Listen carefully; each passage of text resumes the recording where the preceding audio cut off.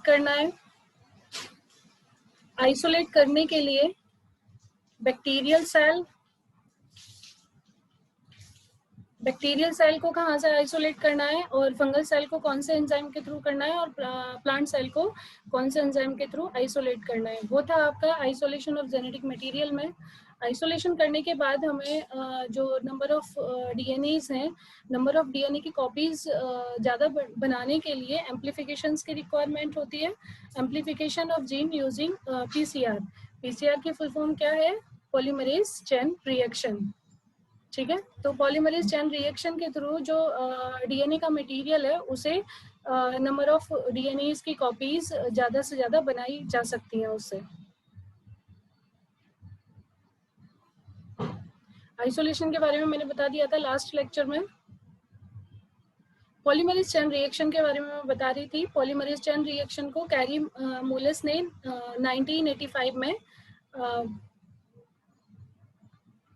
1985 में डिस्कवर किया था, या डेवलप किया था कैरी मूलस ने। जो डीएनए का सीक्वेंस था, डीएनए के सीक्वेंस को क्लोन करने के लिए, that means number of DNA की कॉपीज ज़्यादा से ज़्यादा बनाने के लिए पीसीआर का यूज़ किया गया।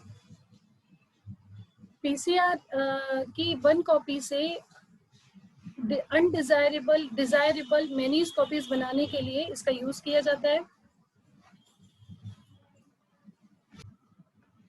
तो पीसीआर में मैंने पॉलीमरेज चेन रिएक्शन में पर्टिकुलर जो पॉलीमरेज चेन रिएक्शन प्रोसेस होता है एक मशीनरी के थ्रू होता है। इस एपरेटस के अंदर पॉलीमरेज चेन रिएक्शन कराने के लिए बेसिकली जो रिक्वायरमेंट्स होती है 3 स्टेप्स की रिक्वायरमेंट्स होती है। इन 3 स्टेप्स में डीनेचुरेशन, एनिलिंग एंड एक्सटेंशन। कौन कौन से 3 स्टेप्स होते हैं? Denaturation, annealing and extension. अगर हमें डीनेचुरेशन करना है तो डीनेचुरेशन के लिए 94 डिग्री सेंटीग्रेड टेम्परेचर की रिक्वायरमेंट होती है।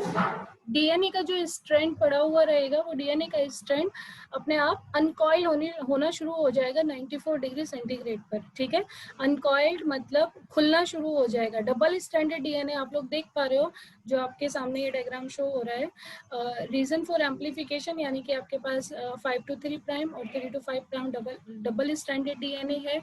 ये डबल स्ट्रैंडेड डीएनए अनकॉइल्ड होना शुरू हो जाता है डीनेचुरेशन प्रोसेस पर। जैसे ही इसे हीट करते हैं 94 डिग्री सेंटीग्रेड पर तो ये अनकॉइल होना शुरू हो जाता है। जैसे ही अनकॉइल होना शुरू होता है उसके बाद एनिलिंग दूसरा प्रोसेस होता है, दूसरा स्टेप होता है। एनिलिंग पर अनकॉइल होकर जो ऑलरेडी उसमें हमने कुछ पॉलीमरेज डाले हैं, टैग डीएनए पॉलीमरेज डाले हैं और एंजाइम्स डाले हैं, जो प्राइमर्स डाले हैं जो कि ऑलरेडी एग्जिस्ट डीएनए है उसके साथ एक न्यू कॉपी बना के आगे एक्सटेंड होंगे। ठीक है, तो एनिलिंग के प्रोसेस में क्या होगा? प्राइमर्स आके 5 to 3 prime, 3 to 5 prime, 5 to 3 prime आके ऐड होते हैं और ये इसे आगे एक्सटेंड करते हुए चले जाते हैं। ठीक है, प्राइमर्स आके ऐड होते हैं। तो एनिलिंग का जो प्रोसेस होता है, एनिलिंग का प्रोसेस अप्रोक्सीमेटली 54 डिग्री सेंटीग्रेड तक का होता है। 54 डिग्री सेंटीग्रेड पर एनिलिंग का प्रोसेस होता है। टेम्परेचर जैसे जैसे डाउन होता रहेगा वैसे वैसे जो दूसरा डीएनए का जो क्लोन डीएनए होगा वो एग्जिस्ट ऑलरेडी प्रेजेंट डीएनए के साथ कॉपीज करता हुआ चला जाएगा और आगे इंक्रीज होता हुआ चला जाएगा। ठीक है, फिर आगे थर्ड प्रोसेस होता है एक्सटेंशन का। फिर यही प्रोसेस जैसे एक्सटेंड होता चला जाएगा जिसमें टैग डीएनए पॉलीमरेसेस हैं और डीएनटीपीज इंक्लूडेड हैं, जो आर्टिफिशियल हैं डीएनटीपीज, वो उस प्रोसेस को आगे एक्सटेंड करती हुई चली जाएंगी, जिससे एक पीसीआर साइकिल में एक टाइम में 30 साइकिल रन होती हैं। एक टाइम में 30 साइकिल रन होती है, नंबर ऑफ डीएनए की कॉपीज बनती हैं। अगर हम बात करते हैं बेसिकली पीसीआर क्या काम कर रहा है? पीसीआर भी हमारा डीएनए की कॉपीज बढ़ा रहा है और बना रहा है। और अगर जीन क्लोनिंग की बात कर रहे हैं तो जीन क्लोनिंग भी क्या काम कर रहा है? डीएनए की कॉपीज बना रहा है। लेकिन जीन क्लोनिंग और पीसीआर में क्या अंतर है? ठीक है, अगर आपको डिफरेंस आता है, difference between PCR and gene cloning, तो आपका जो डिफरेंसेस होंगे वो ये डिफरेंसेस निकल के आएंगे। फाइनल रिजल्ट जो होगा पीसीआर में सेलेक्टिव एम्प्लीफिकेशन। ठीक है, कैसा होगा, एम्प्लीफिकेशन का होगा, स्पेसिफिक सीक्वेंस का होगा, ठीक है। सेलेक्टिव एम्प्लीफिकेशन स्पेसिफिक सीक्वेंस के साथ होगा जो फाइनल रिजल्ट होगा पीसीआर में। लेकिन अगर जीन क्लोनिंग की बात करते हैं तो जीन क्लोनिंग में सेलेक्टिव एम्प्लीफिकेशन होगा ही ऑफ स्पेसिफिक सीक्वेंस, दोनों में सेम होगा, पीसीआर में भी और जीन क्लोनिंग में भी, ठीक है। Selective amplification of specific sequence and selective amplification of specific sequence, ठीक है। Manipulation, manipulation that means alteration, that means जो प्रोसेस हो रहा है वो कहाँ पे हो रहा है, कौन सी जगह हो रहा है, तो कहाँ हो रहा है, पीसीआर का जो प्रोसेस हो रहा है इन विट्रो हो रहा है, ठीक है। कहाँ हो रहा है, इन विट्रो। अगर हमें जीन को क्लोन करना है तो उसका प्रोसेस भी कहाँ होता है, इन विट्रो होता है, साथ में इन वाइवो भी होता है, ठीक है। अगर हमें जीन को क्लोन करना है तो दैट मीन्स हम लैब के अंदर भी प्लांट के अंदर जीन को क्लोन कर सकते हैं और आउटर एनवायरमेंट में भी प्लांट के अंदर हम जीन को क्लोन कर सकते हैं। तो मैनिपुलेशन पीसीआर में इन विट्रो होता है और जीन क्लोनिंग में in vitro and in vivo दोनों प्लेसेस पर होता है, ठीक है। Selectivity of specific segment from complex DNA, selectivity of specific segment from complex DNA, जो सेलेक्टिविटी होती है कॉम्प्लेक्स डीएनए की वो फर्स्ट स्टेप पर ही हमें दिखाई दे जाती है, ठीक है। लेकिन जीन क्लोनिंग में लास्ट स्टेप पर दिखाई देती है, जीन क्लोनिंग में कहाँ दिखाई देती है, लास्ट स्टेप पर दिखाई देती है। कंसंट्रेशन ऑफ स्टार्टिंग मटेरियल, जो कंसंट्रेशन जब हम पीसीआर में जब हम डीएनए का मटेरियल डालते हैं तो डीएनए का मटेरियल जो होता है नैनोग्राम में जाता है, ठीक है। किस में जाता है, नैनोग्राम में जाता है। और जीन क्लोनिंग में नैनोग्राम डीएनए मटेरियल में जाता है, मतलब कंसंट्रेशन स्टार्टिंग मटेरियल नैनोग्राम में जाता है, और जबकि जीन क्लोनिंग में माइक्रोग्राम में जाता है। किस में जाता है, माइक्रोग्राम में जाता है, ठीक है। बायोलॉजिकल रिएजेंट के लिए क्या किस चीज की रिक्वायरमेंट होती है, बिकॉज ऑफ हमारे पास सिंथेटिकली प्रेजेंट है टैग डीएनए पॉलीमरेज, डीएनटीपीज और एंजाइम्स, ये हमारे पास सिंथेटिकली प्रेजेंट है। लेकिन अगर बायोलॉजिकल रिएजेंट है तो वो हमारे पास क्या होना चाहिए, बस डीएनए होना चाहिए, क्योंकि हमें डीएनए की कॉपीज बनानी है, ठीक है। लेकिन अगर जीन क्लोनिंग की बात करते हैं तो जीन क्लोनिंग में जो बायोलॉजिकल रिएजेंट की रिक्वायरमेंट होती है, किस किस चीज की रिक्वायरमेंट होती है, रिस्ट्रिक्शन एंजाइम्स भी चाहिए, उसमें लाइगेज भी चाहिए जोड़ने के लिए, वेक्टर्स भी चाहिए जिससे व्हीकल का काम करे, जिससे कि वो जीन को अंदर लेके जाए, और बैक्टीरियल सेल भी चाहिए जहाँ पे जाके वो अपने आप को परफॉर्म कर सके। जैसे कि मैंने आपको बताया था क्या, क्राउन गॉल डिजीज के बारे में बताया है। क्राउन गॉल डिजीज में जो एग्रोबैक्टीरियम ट्यूमिफेसेंस होता है वो क्राउन गॉल डिजीज कॉज करता है, क्योंकि उसका एक अपना पर्सनल डीएनए होता है। अगर उसके पर्सनल डीएनए को निकाल दिया जाए और बाहर के किसी भी दूसरे डीएनए का मटेरियल हम उसमें इंसर्ट करें तो जीन क्लोनिंग के थ्रू होगा वो प्रोसेस, जिसके लिए रेस्ट्रिक्शन एंजाइम्स की रिक्वायरमेंट होती है। रेस्ट्रिक्शन क्या काम करता है, कट करने का काम करता है। एंडोन्यूक्लियस एंड एक्सोन्यूक्लियस लाइगेज क्या काम करता है, जोड़ने का काम करता है। वेक्टर्स क्या काम करता है, एज ए व्हीकल काम करता है। Bacterial cell as a host काम करता है, ठीक है। और bacterial cell as a host काम करता है, और उसके बाद जहाँ ये परफॉर्मेंस हो रहा है वो एज अ होस्ट में जीन क्लोनिंग होती है, ठीक है। तो बायोलॉजिकल रिएजेंट की जो रिक्वायरमेंट होगी पीसीआर में डीएनए की होगी, लेकिन जीन क्लोनिंग में किस चीज की होगी, रिस्ट्रिक्शन एंजाइम, लाइगेज, वेक्टर्स,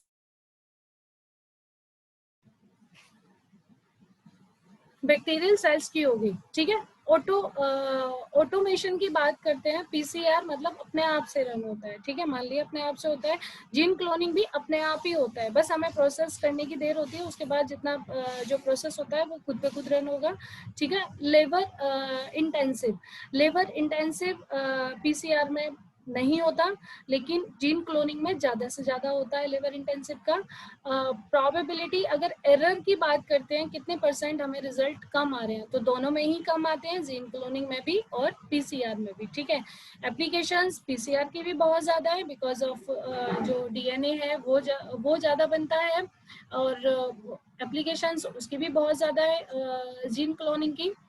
क्योंकि जीन क्लोनिंग में भी जो एप्लीकेशंस होती हैं ज़्यादा से ज़्यादा रिकॉम्बिनेंट डीएनए मॉलिक्यूल्स बनाने के लिए एंड प्लांट ब्रीडिंग बनाने के लिए यूज होती हैं, ठीक है।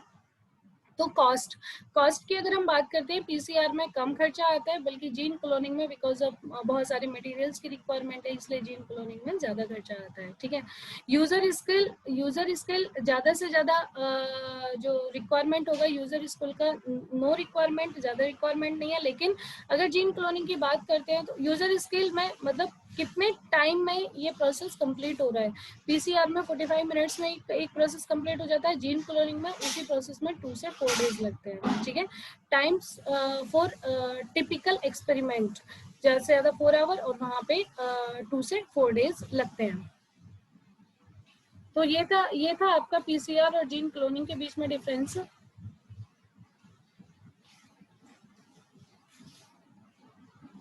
Amplification of gene of interest using PCR, इस टेक्निक के बारे में मैंने आपको बता ही दिया है कि first denaturation, annealing and extension, 3 process होते हैं इसमें।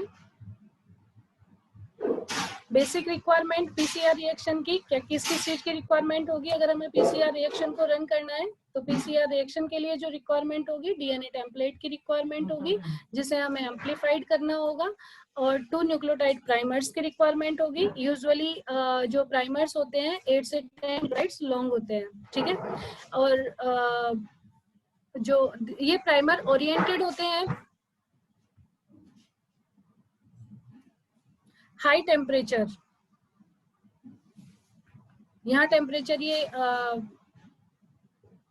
डीएनए पॉलीमरेज को स्टेबल करने के लिए इतने टेम्परेचर की रिक्वायरमेंट होती है, बट आइसोलेट करने के लिए 94 जो बेसिकली पीसीआर में टेम्परेचर कंसीडर किया जाता है, 94 डिग्री सेंटीग्रेड टेम्परेचर होता है।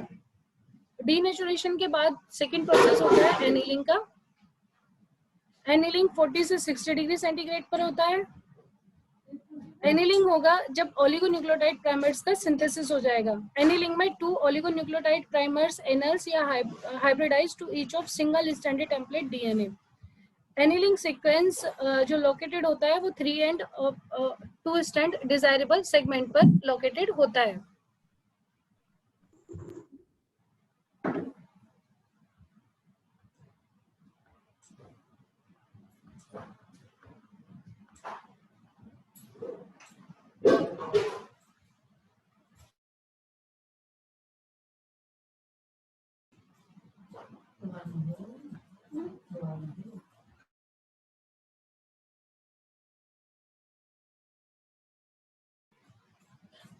टैग डीएनए पॉलीमरेज की रिक्वायरमेंट होती है। Taq DNA polymerase 3OH primer पर आकर ऐड करता है। The primer extend towards each other so that DNA segment lying between 2 primers is copied. This step require DNTPs and magnesium. इस step के लिए जब एक्सटेंशन का प्रोसेस आता है, एक्सटेंशन प्रोसेस में मैग्नीशियम आयन की भी रिक्वायरमेंट होती है DNTPs के साथ। Temperature require at this step 74 degree centigrade.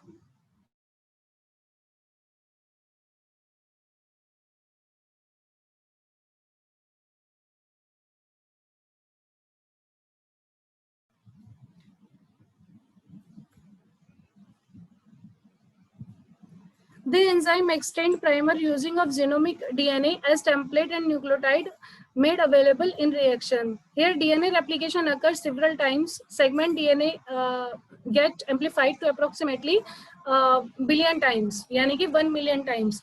As a result, 9 billion copies can be formed. इस PCR के through approximately 9 billion copies बन सकती हैं. Repeated amplification is possible by use of thermostable DNA polymerase. अगर इस process को repeat किया जाए, ठीक है, रिपीट होता है ये तो thermostable DNA polymerase amplification continuously कर सकता है। It is isolated from bacterium. जो थर्मल डीएनए पॉलीमरेज है वो कहाँ से आइसोलेट हुआ है? बैक्टीरिया से आइसोलेट हुआ है। कौन से बैक्टीरिया से? थर्मस एक्वेटिकस से। This enzyme remain active during high temperature. ये एंजाइम जो हाई टेम्परेचर होगा वहां भी अपने आप को एज इट इज एक्टिव रखता है। ठीक है, इंड्यूस डीनेचुरेशन और डबल हेलिक्स डीएनए, और जब डीएनए अनकॉइल हो जाएगा तब भी ये एंजाइम उस हाई टेम्परेचर पर भी काम करता है।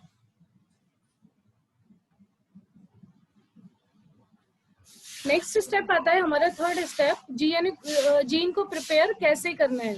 ठीक है, जीन को प्रिपेयर करने के लिए जो बेसिकली रिक्वायरमेंट होती है, जैसे gene cloning in bacteria is achieved by cleaving the purified DNA with enzyme restriction endonuclease, which produce a small fragment approximately 4 kilobase pair. Each fragment has sticky complementary single-stranded and eukaryotic gene contain intron and that are not processed in bacteria. Therefore, gene cloning अगर हम bacteria में देख रहे हैं तो gene cloning bacteria में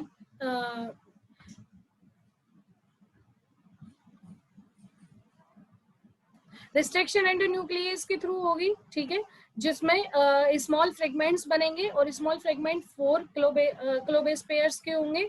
each fragment has, और उस फ्रेगमेंट्स में क्या होगा, स्टिकी, एक होता है स्टिकी, एक होता है ब्लंट। मैंने पहले भी समझाया था आपको, जो स्टिकी होगा दैट मीन्स स्टिकी है, चिपकने वाला, एक स्टैंड, जहाँ एक स्टैंड खत्म नहीं होगा कि उसके नीचे से सेकेंड स्टैंड स्टार्ट हो जाएगा, और ब्लंट होगा, स्टैंड सेपरेटली एक दूसरे से अलग होते चले जाएंगे।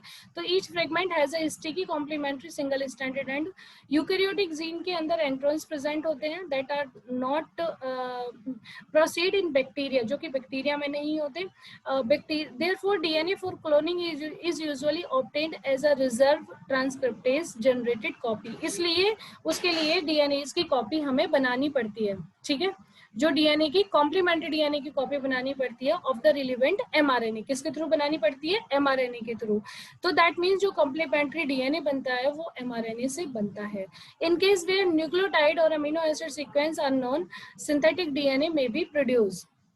अगर हमारे पास न्यूक्लियोटाइड अवेलेबल है या अमीनो एसिड सीक्वेंस हमें पता है, तो सिंथेटिकली हम डीएनए उससे बना सकते हैं।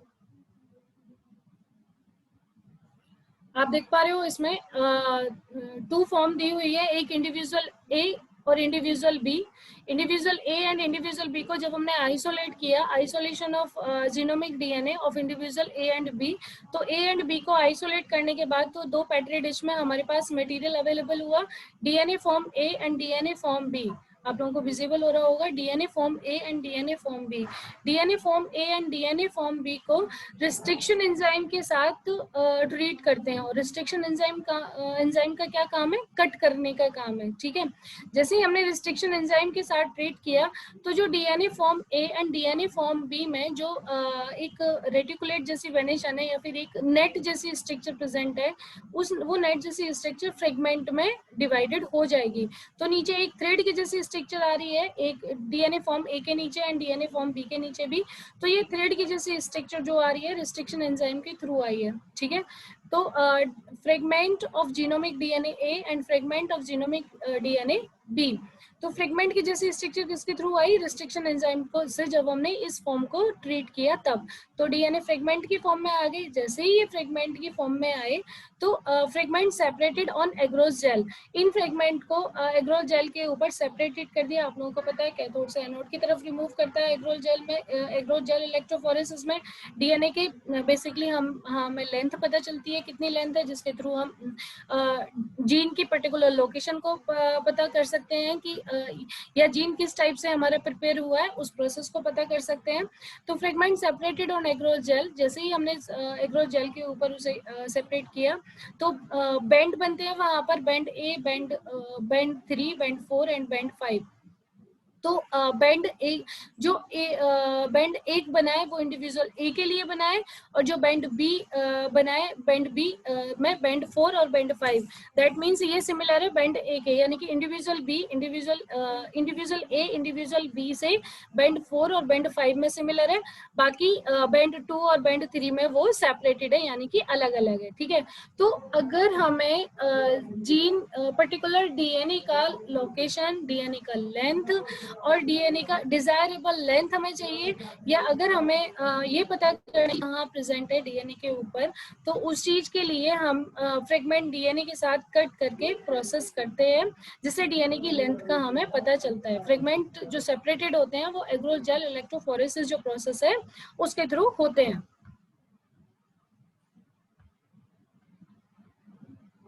The vector is an agent which is used in transfer DNA. Gene को प्रिपेयर करने के लिए वेक्टर का भी एक अपना एक तरीके से एक कंट्रीब्यूशन है। वो जो डीएनए का मटेरियल होता है उसे ट्रांसफर करने का काम करता है, कहाँ पर, होस्ट सेल में। जैसे कि एग्जांपल प्लाज्मिड, बैक्टीरियोफेज, ये प्लाज्मिड और बैक्टीरियोफेज एज अ वेक्टर काम करते हैं, जिसमें जो बाहर का डीएनए होता है उसे अंदर होस्ट में लेके जाया जाता है। The vector is cut with the same enzyme restriction endonuclease as that used to generate chromosomal DNA fragment. The chromosomal fragment and linearized vector are incubated with DNA ligase, which covalently join the DNA molecule. Those plasmid which contain an inserted fragment are called recombinant plasmid. ये है हमारे पास, ये plasmid present है। Plasmid as a vector काम करेगा, तो plasmid के अंदर प्लाज्मिड लिखा हुआ है। रिस्ट्रिक्शन एंडोन्यूक्लियस के थ्रू सेम साइट पर जहां पर रिकॉम्बिनेंट सर्कुलर डीएनए का मॉलिक्यूल है, सेम वहां पर हमने कट लगाया। तो सेम साइट पर कट लगाने के बाद डीएनए पॉलीमरेज एंजाइम के थ्रू वो डीएनए पॉलीमरेज उसकी कॉपीज बनाएगा। जैसे ही डीएनए पॉलीमरेज कॉपीज बनाएगा तो डीएनए पॉलीमरेज सबसे थर्ड वाली स्ट्रक्चर में आप देख पा रहे हो, जो वन साइड में थर्ड नंबर की जो स्ट्रक्चर है जहाँ पे सी सी सी बॉन्ड अटैच है, उस सी सी पर सी बॉन्ड पर जाकर जो सी के नीचे क्या आता है, साइटोसिन के नीचे आता है ग्वानिन। तो ग्वानिन वाली जो सीक्वेंस होगी बाहर के डीएनए के मॉलिक्यूल की, वो ग्वानिन साइटोसिन के साथ जाकर अटैच हो जाएगी। ठीक है, तो लीनराइज्ड प्लाज्मिड डीएनए बना।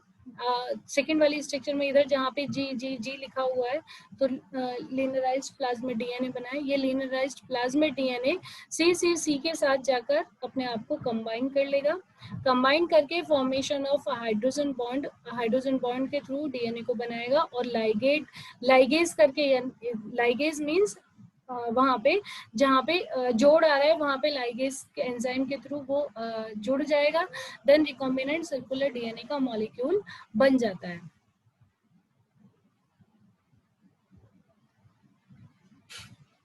Transformation of host cell.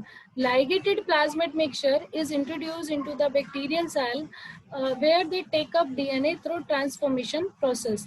जो ligated plasmid का mixture होता है, जो bacterial cell में आके ligate होता है, जो bacterial cell को बैक्टीरियल सेल और बाहर के डीएनए को एक दूसरे के साथ जोड़ता है, वो ट्रांसफॉर्मेशन प्रोसेस के थ्रू फिर होस्ट सेल के अंदर ट्रांसफर होता है। Transformation is generally carried out by placing actively growing cell of a bacterium in cold diluted solution of CaCl2 which enhance the ability of bacterial cell to take up foreign DNA। जो transformation होता है वो जो transformation होता है bacterial में, वो cold के थ्रू ट्रांसफॉर्मेशन होगा, या फिर डाइल्यूट सॉल्यूशन कैल्शियम क्लोराइड के थ्रू। जो ये जो सॉल्यूशन होते हैं ये बैक्टीरियल सेल की एबिलिटी को बढ़ा देते हैं। किस फॉर्म में एबिलिटी को बढ़ा देते हैं, जिससे कि जो बाहर का डीएनए बैक्टीरियल सेल के पास है उसकी स्टेबिलिटी उसके बैक्टीरियल सेल के साथ बनी रहे। ठीक है, ट्रांसफॉर्मेशन करने से पहले सबसे पहले हम बैक्टीरियम सेल को कोल्ड में ट्रांसफर करते हैं, या एंड डाइल्यूट सॉल्यूशन CaCl2 में ट्रांसफर करते हैं। क्यों ट्रांसफर करते हैं, जिससे कि जो स्टेबिलिटी होती है बाहर के डीएनए की, जो लाइगेज के थ्रू अटैच हुआ है, उसकी स्टेबिलिटी बनी रहे, जिससे बाहर का डीएनए अपने आप को ब्रेक ना कर ले। ठीक है, in majority of cases E coli is the most preferred host. E coli सबसे ज्यादा एज अ होस्ट काम करता है। क्यों करता है,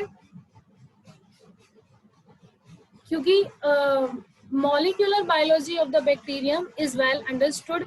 इसकी इस बैक्टीरिया की जो मॉलिक्यूलर बायोलॉजी है वो अच्छे से अंडरस्टूड है, साइंटिस्ट ने इनके ऊपर काम कर चुके हैं, इजीली रीडेबल है। Calcium chloride treated cell are highly transformable. जो कैल्शियम क्लोराइड से ट्रीटेड की जाती हैं वो सेल हाईली ट्रांसफॉर्मेबल होती हैं। E. coli transcribe and translate most gram positive and gram negative gene except some actinomycetes gene। ठीक है, E. coli के अंदर gram positive and gram negative genes मिलते हैं, सम एक्टिनोमाइसिटीज जीन्स को छोड़कर। There are many methods to introduce the ligated DNA into recipient component cell. Suppose a recombinant DNA having ampicillin antibiotic resistance gene। ठीक है, वैसे तो बहुत सारे मेथड हैं जो डीएनए को लाइगेट करने का काम करते हैं होस्ट बैक्टीरियल सेल से। सपोज करते हैं कि डीएनए मॉलिक्यूल के पास एंटीबायोटिक रेजिस्टेंस जीन प्रेजेंट है, वो एंटीबायोटिक रेजिस्टेंस जीन को इकोलाई सेल में ट्रांसफर करना है। Ampicillin antibiotic resistance gene present है, ठीक है, वो transfer to E coli cell, the host cell become transfer into ampicillin resistant cell when such cell are spread over agar plate। तो इस टाइप की सेल को पहले अगार प्लेट पर हम स्प्रेड आउट करेंगे जिसमें ampicillin and transformant will grow there. वहाँ पे एम्पिसिलिन, अगर हम उसे अगार सेल के ऊपर ट्रांसफॉर्मेट करेंगे तो वहाँ पे एम्पिसिलिन और ट्रांसफॉर्मेंट वहाँ पे ग्रो करेंगे। Ampicillin resistant gene is called selectable marker. Ampicillin resistant gene को हमने क्या बोला? सेलेक्टेबल मार्कर बोला। Is due to the transformed cell can be selected in presence of ampicillin.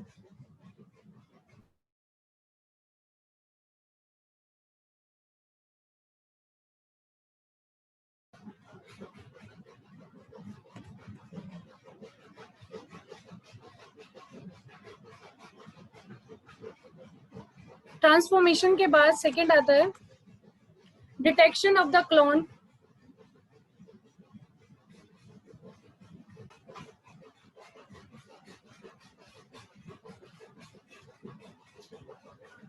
Cell with recombinant DNA are selected on the expression or non-expression of some trait like resistance to antibiotic, chloromiphenicol. Direct selection of recombinant is made due to encoding of these trait by vector of clone or cloned DNA sequence।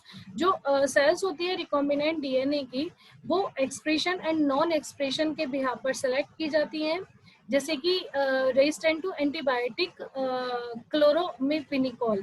अगर antibiotic क्लोरोमिफिनिकॉल के लिए resistance कोई gene show कर रहा होगा, कोई DNA show कर रहा होगा तो उस सेल को हम सेलेक्ट करते हैं। डायरेक्ट सिलेक्शन होता है रिकॉम्बिनेंट का, जो डायरेक्ट सिलेक्शन होता है रिकॉम्बिनेंट का is made due to encoding of these trait. वो किसके थ्रू होता है? वेक्टर या क्लोन डीएनए सीक्वेंस के थ्रू होता है। Various method identification of recombinant DNA. बहुत सारे मेथड्स हैं जो रिकॉम्बिनेंट डीएनए को आइडेंटिफाई करते हैं, लाइक दैट ट्रांसफॉर्मेंट। जो ट्रांसफॉर्मेशन है होस्ट सेल का बाहर के डीएनए के साथ, host cell transformed with plasmid having ampicillin resistance gene are grown in medium having antibiotic ampicillin. Only those cell bearing the evoplasmid will be able to grow on it। जो जिस host cell को हम plasmid के साथ जिसमें ampicillin resistance present है वो उसे ग्रो कराएंगे मीडियम में, तो जिसमें एंटीबायोटिक एम्पिसिलिन होगा केवल वो ही सेल वहां पे ग्रो करेंगे। But one is not able to know that which colony bear recombinant plasmid. लेकिन हम वो ग्रो तो कर रही हैं, लेकिन हमें ये नहीं पता कि कौन सी कॉलोनी में जो प्लाज्मिड है वो प्रेजेंट है। And which bear registered vector plasmid।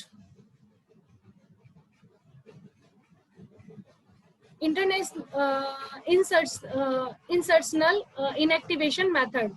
It is based on basic principle that clone DNA fragment disrupt the coding sequence of gene। ये किस बिहार पे होगा? इसमें जो डीएनए का फ्रेगमेंट होगा वो कोडिंग जीन के कोडिंग सीक्वेंस को डिसरप्ट कर देगा, यानी कि वहां से रप करने की कोशिश करता है। To identify recombinant one of the important approaches is due to use of DNA probe. DNA probe के थ्रू जो रिकॉम्बिनेंट डीएनए का मॉलिक्यूल होता है उसे आइडेंटिफाई किया जाता है. In a DNA molecule the two complementary strand are held together by hydrogen bond. DNA molecule में आप लोगों को पता है कि हाइड्रोजन बॉन्ड के थ्रू टू डीएनए मॉलिक्यूल्स एक दूसरे के साथ कॉइल्ड होते हैं. If two similar DNA pieces are mixed together and hydrogen bond broken, the strand will be separate. अगर डीएनए के सिमिलर पीसेस एक दूसरे के साथ हाइड्रोजन बॉन्ड के थ्रू जुड़े हुए हैं तो बाय हीटिंग जो दोनों डीएनए के स्ट्रैंड है वो सेपरेट हो जाते हैं. अपॉन लोअर द टेम्परेचर कम करने पर hydrogen bond are formed again. दोबारा से हाइड्रोजन बॉन्ड बन जाते हैं. Some of the resultant double stranded DNA will be hybrid. Some of the resultant double stranded DNA जैसे ही हीटअप करने के बाद डीएनए अलग हुए, डीएनए के जो अनकॉइल्ड हुए, तो जो दूसरा हमारे पास डीएनए प्रेजेंट था, कौन सा वाला है, जो बाहर का डीएनए है, उस बीच में वो डीएनए का एक पार्ट आएगा और आके वहां पे कॉइल कर जाता है. कौन से डीएनए के साथ, जो होस्ट के अंदर डीएनए प्रेजेंट है उसके साथ. ठीक है, तो इससे क्या बना, डबल स्ट्रैंडेड हाइब्रिड डीएनए का मॉलिक्यूल बन गया. composed of a some strand of one type and other strand other type. इसमें क्या हुआ, एक डीएनए का स्ट्रैंड तो होस्ट का प्रेजेंट है और जो सेकंड डीएनए का स्ट्रैंड है वो बाहर के डीएनए का प्रेजेंट है. The concept of DNA hybridization has been exploited for utilization of DNA molecule as probe. तो वो कैसे काम करता है, वो एज अ प्रोब काम करता है.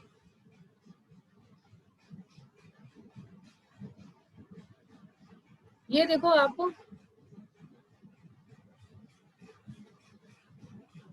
इंट्रासेलुलोज फिल्टर है ये. Use of DNA probe to detect recombinant DNA clone. इस फिल्टर को लाइसिस करने के बाद डीएनए के स्पॉट फिल्टर के ऊपर दिखाई दे रहे हैं आपको ब्लैक छोटे छोटे डॉट्स में. अगर इस प्रोब, ये होस्ट का डीएनए है, लाइब्रेटेड डीएनए प्रोब, एक और हमने डीएनए प्रोब लेके आए हैं बाहर का डीएनए, जिसके थ्रू हमें ये पता चलेगा उस प्रोब से कि कौन सा अमाउंट पर्टिकुलर ग्रो कर रहा है.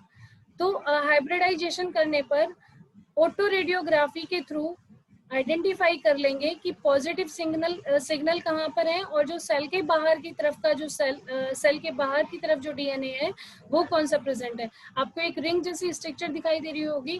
इसमें जो पॉजिटिव सिग्नल दे रहे हैं वो रिंग के अंदर डीएनए प्रेजेंट है और जो रिंग के बाहर एक ब्लैक कलर का स्पॉट है वो बाहर का डीएनए प्रेजेंट है, जो कि कोई भी अपना कॉन्ट्रीब्यूशन नहीं दे रहा सेल को ग्रो करने में.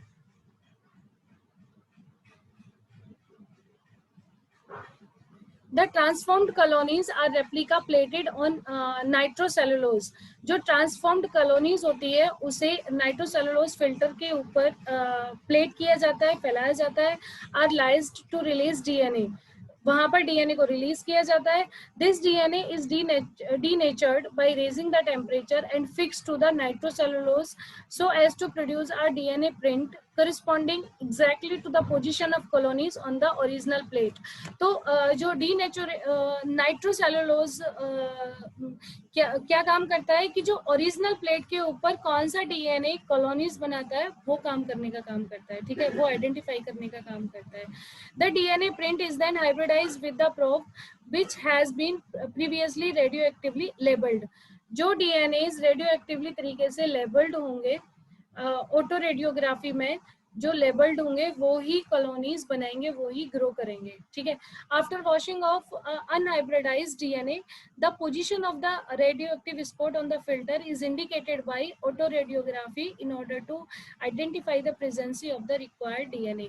ये प्रोसेस बस हम केवल ये जानने के लिए कर रहे हैं कि जो क्लोन डीएनए बना है हमारा, जो रिकॉम्बिनेंट डीएनए बना है, वो उसमें से कौन सा डीएनए है जो वर्क कर रहा है और कौन सा डीएनए है जो मतलब अनएक्टिव है.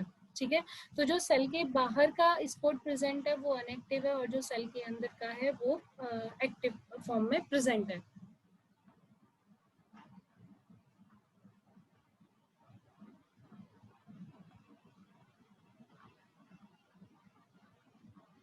Obtaining of origin gene product, इसे मैं नेक्स्ट क्लास में कराऊंगी.